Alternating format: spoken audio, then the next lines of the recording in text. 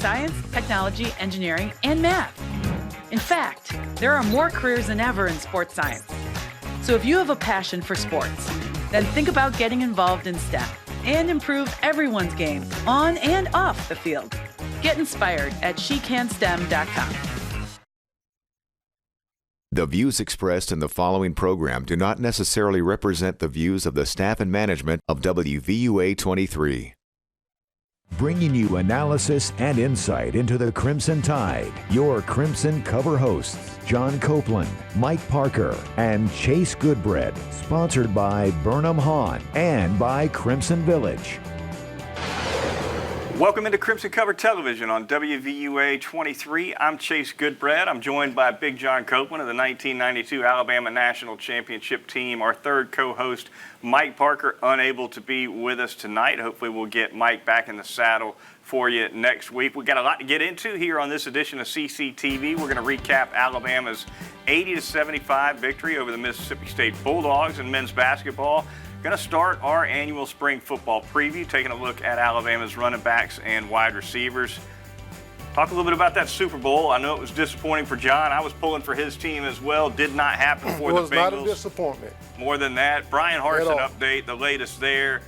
Jimbo Fisher's NIL rant, some reaction from Greg Sankey, the commissioner of the Southeastern Conference. So we got plenty to get to here on Crimson Cover. Thank you, as always, for joining us. We start with a look at Alabama's win over Mississippi State. A home win for the Crimson Tide puts them over 500 in SEC play at 7-6. And here are some highlights for you. Again, 80-75, the final score. John, the big difference in this game, Javon Quinterly, who had been really cold, and in Alabama's previous game was way off with his shot. He was just on fire, not only shooting the basketball, but 8 assists, led the team. So dishing it, shooting it. Quinterly looked like a completely different player in this one. Chase's goal, I think it was like 2 weeks ago, and we talked about this. Who needs to step up on this basketball team to make it a good basketball team? And Quinterly was the guy. And I hope he watched this show and we fired him up. But watching this kid play last night, he was a man on a mission. He wanted to get things done. He went out and he did everything, not just scoring the basketball, with the assists, with the leadership. And I think that is what it's going to take for a kid like that to step up to make this basketball team be a better basketball team. He had a big three-point shot early in the game from way deep. I'm talking maybe 4 or 5 feet behind the three-point line, and you kind of knew. Shot. In my opinion, bad shot. Understood. But for a guy who needed confidence, for a guy who's been ice cold, when that shot goes through, it's a good sign for his confidence the rest of the way. No question about it. So a big Still night for him. You never recommend him from that far out? No. No. You know what? Shackelford's not scared from that far either. He'll shoot him from way out. You know the thing that stood out to me about this basketball game? It was the fact that they were so bad from the three-point line, but they still found a way to score the basketball. Yeah. And I have been saying that the entire basketball season. You have to be able to create offense when the three-point shot is not falling. And last night, and Thursday night, they did that. Beat them on the boards. If you're not shooting, you got to rebound.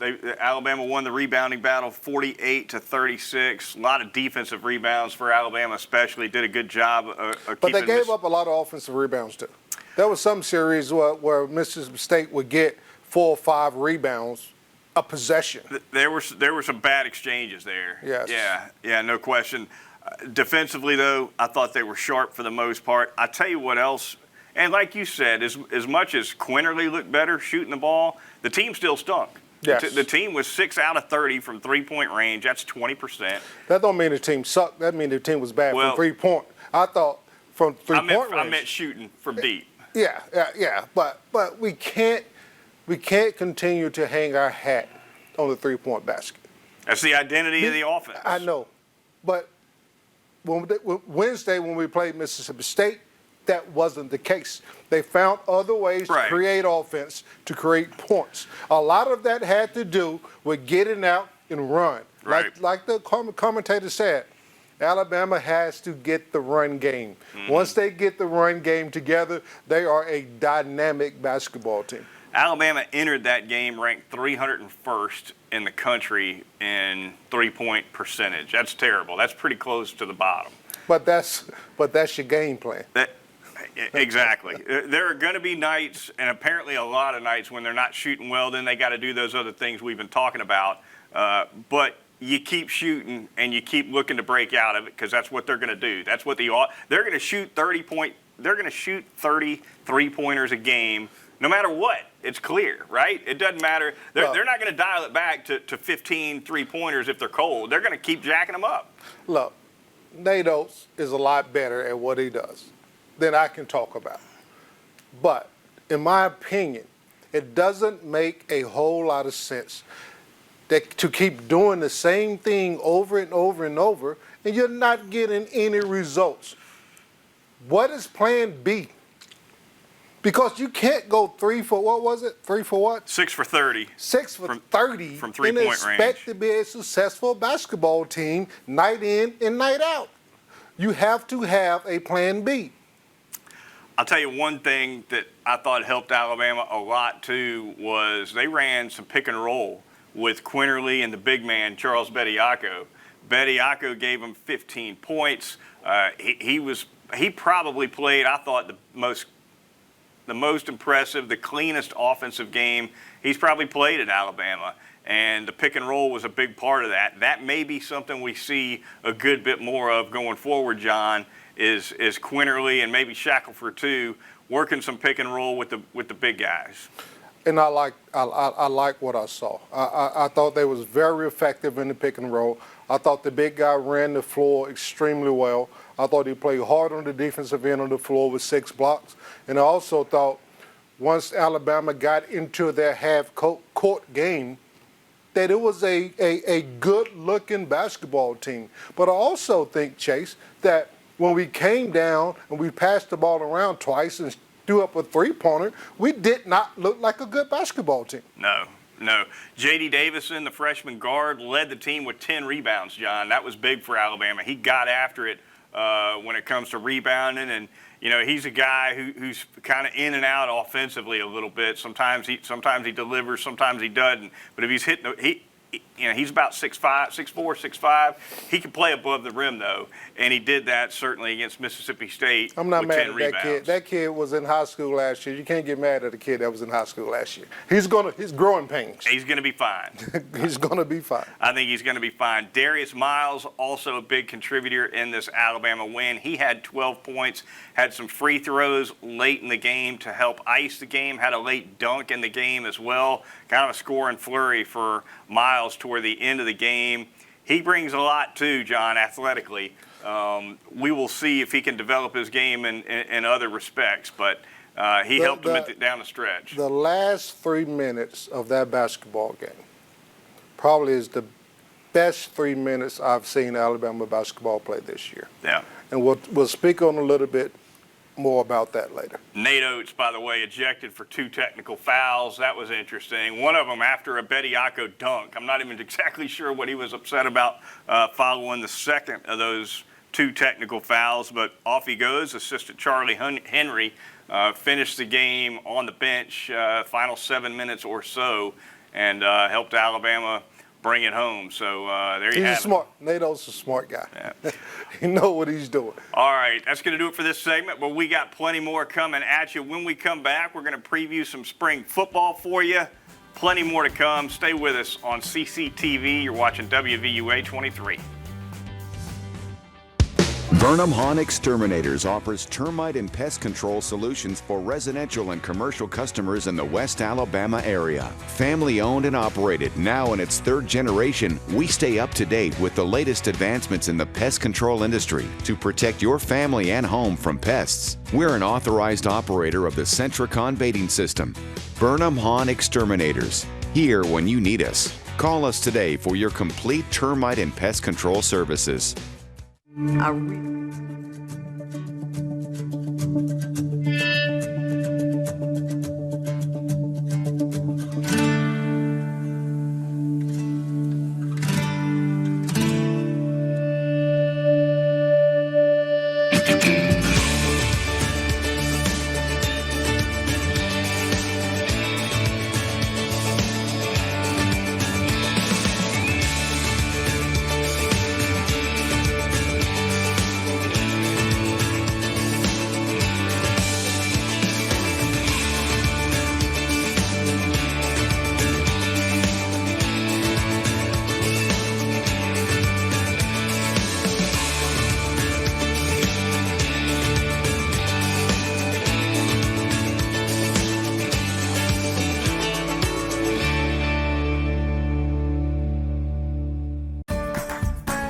credit card can give you purchasing power, but only one card gives you fan power.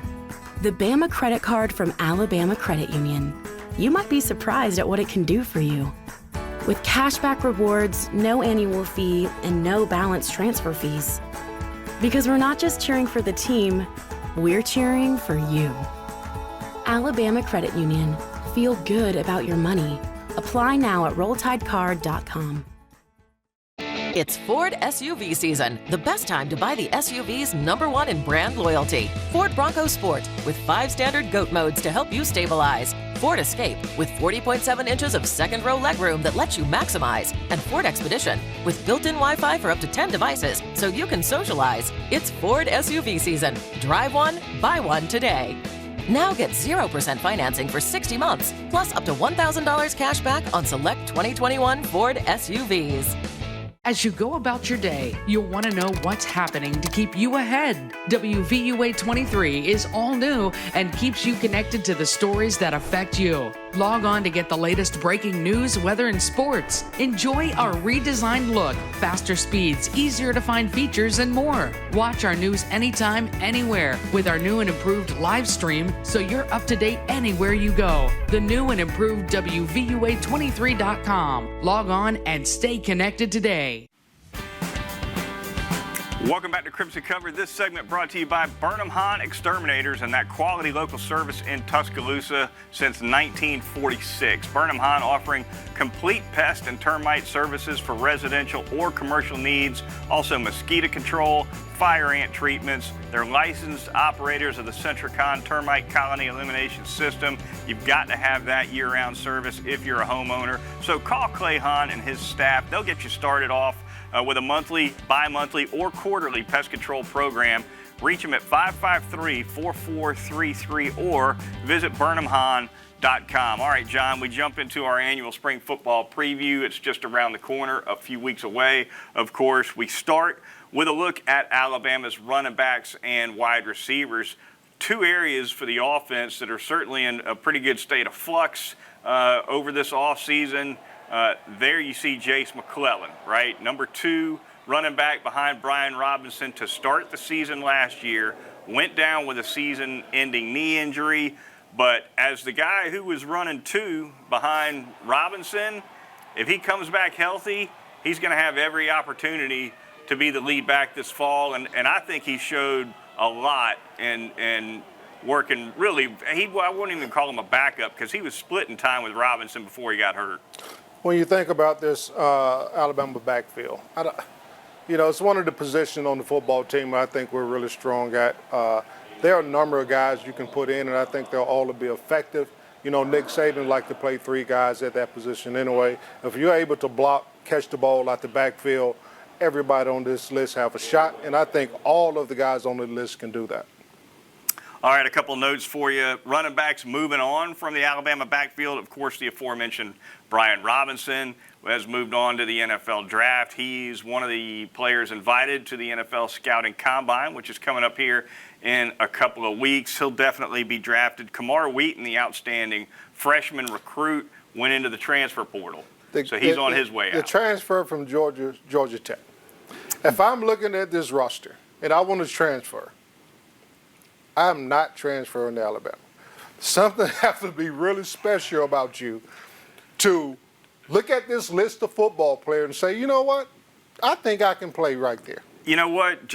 I think Jahmyr Gibbs will play a lot. I don't know if he's going to be the number 1 guy, but if you saw him at Georgia Tech, he's too talented not to get on the field. So you're going to leave being the number 1 guy to somewhere you don't know if you're going to be the number 1 guy? If you're at Georgia Tech, would you rather play at Georgia Tech or would you rather play at Alabama? I would rather start at Georgia Tech than be a backup at Alabama. Okay. Yes. Well, I would.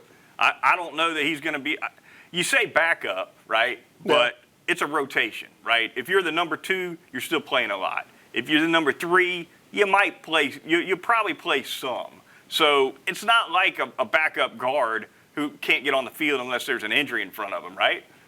Wrong. That's right. Wrong. I'm dead right. Wrong. Like wrong. always. Wrong. I'm right. Yeah. If he's the number 2 guy. Let's just say Trey Sanders or McClellan comes out with a breakout year and just doing phenomenal. Yeah, you'll get some role. You'll get a little playing time when he's tired, but you'll never be featured when the game is on the line. The number 2 back plays a lot of football in pretty much every Nick Saban offense. So you'll be happy being number 2, what you're saying? No, I'm just saying being the backup running back isn't the same as being the backup center. So what I'm saying is, if you're the backup running back with your career NFL chance, you'll be happy being the backup guy. You'll say, hey, Coach Saban, I'll be the backup. Why don't you give the kid a little credit for coming to compete and thinking he could be the one, right?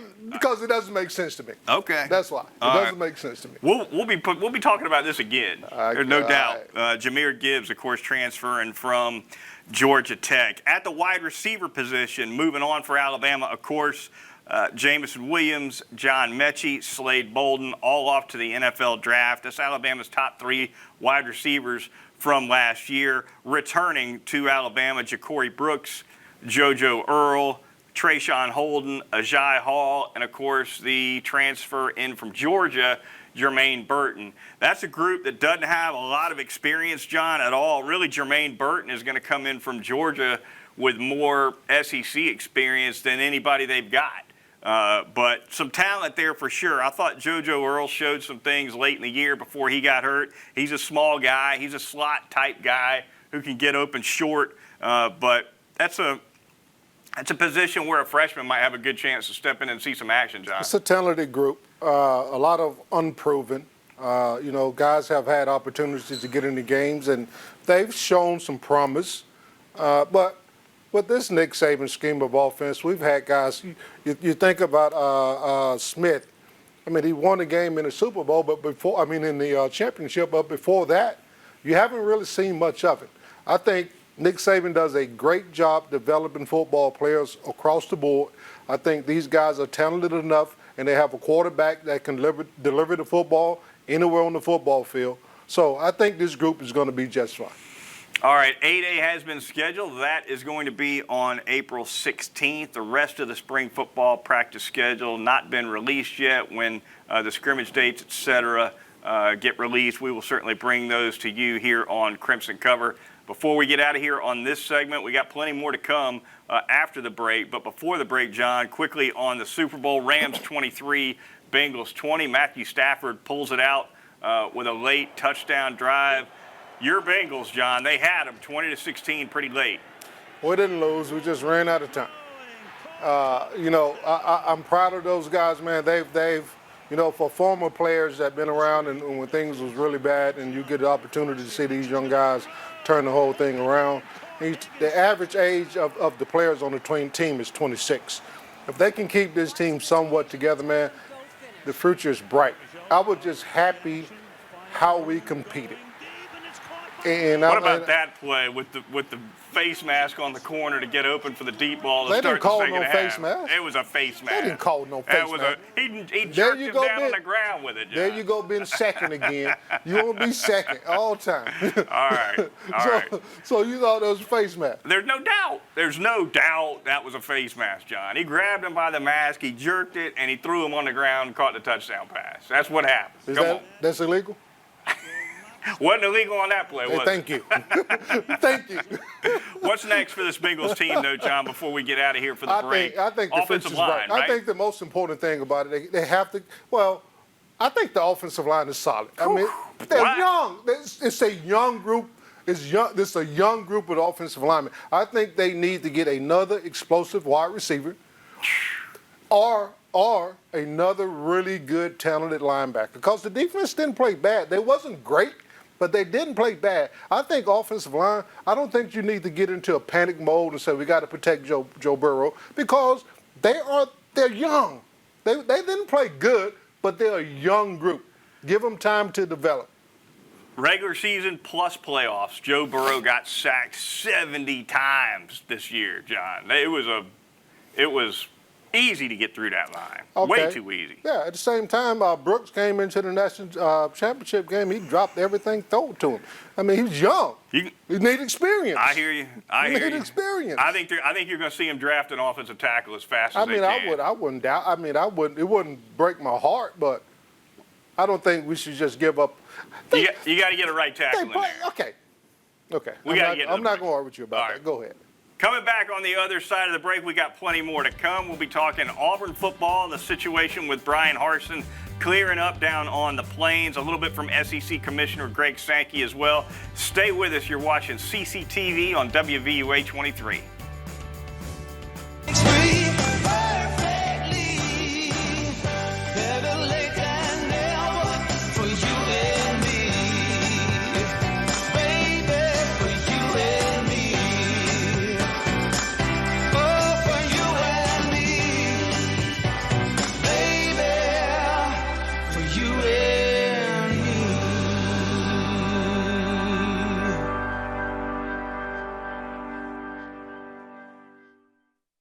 It's good to know that in this impersonal world, there's still a local home-owned drugstore that can take full care of you and your family. The good folks at Northport Pharmacy. Owner and pharmacist Rob Colburn will personally see that all of your prescriptions are quickly and accurately filled and your questions answered. And be sure to check out their gift gallery for the finest in gift selections featuring Alabama merchandise, photo frames, children's clothing, beachwear, jewelry, and more. Remember, when you have pharmaceutical needs, see the man who will take the time to get to know you. Rob Colburn at Northport Pharmacy, located next to CC's Pizza, Highway 82 in Northport. Burnham Hahn Exterminators offers termite and pest control solutions for residential and commercial customers in the West Alabama area. Family owned and operated, now in its third generation, we stay up to date with the latest advancements in the pest control industry to protect your family and home from pests. We're an authorized operator of the Centricon baiting system. Burnham Hahn Exterminators, here when you need us. Call us today for your complete termite and pest control services. 20 David, 50 David in need of assistance. Go! Let's kick ass. SWAT isn't about kicking ass, it's about saving lives. Which sometimes requires kicking a little ass. Street! Why'd we let him drive? Take care of business, fellas. Never be in a hurry to die.